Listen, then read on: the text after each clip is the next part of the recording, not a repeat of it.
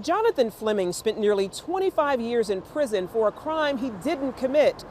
Thanks to attorneys taking a closer look at his case, Fleming was released and now wants to help others who have also been wrongfully convicted.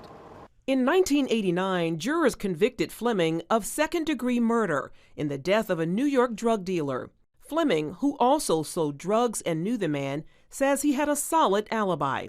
I happened to be in Florida with my family at the time when my friend was killed. I took my son, my oldest son, to Orlando, Florida for his birthday, for his 9th birthday. Prosecutors argued Fleming could have returned to Brooklyn to commit the crime. They also produced a witness who testified seeing Fleming pull the trigger. She said that she actually seen me do this murder.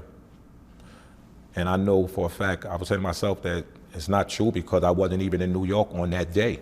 Fleming, however, was found guilty and spent the next 24 years of his life behind bars. Prison was really rough. I was in prison for something I didn't do. So I did start getting in a lot of trouble, but I was very angry. And that anger consumed him until an experience at a church service. And I don't remember what the word that day was, but I found myself standing up and I walked forward. And I turned my life over to God. A spiritual transformation that answered longtime prayers for his ex-wife. And I just listened to him go on and on and on about what the pastor had preached and how he's found himself getting up and going towards the altar. And yeah, this just feels so good. And I don't know what I'm feeling, but I'm excited, Trish. I'm excited. And I was like, God is just awesome. Fleming spent years trying to prove his innocence, and a break finally came when Brooklyn's Conviction Review Unit took his case. Attorneys found evidence proving Fleming could not have been in New York at the time of the murder, information authorities never turned over to his defense team. We were able to discover a document, a receipt, which had been taken from Mr. Fleming at the time of his arrest. That, of course, meant that the eyewitness testimony that had been produced in that case to the effect of an eyewitness saying that they saw Mr. Fleming commit the shooting homicide was false.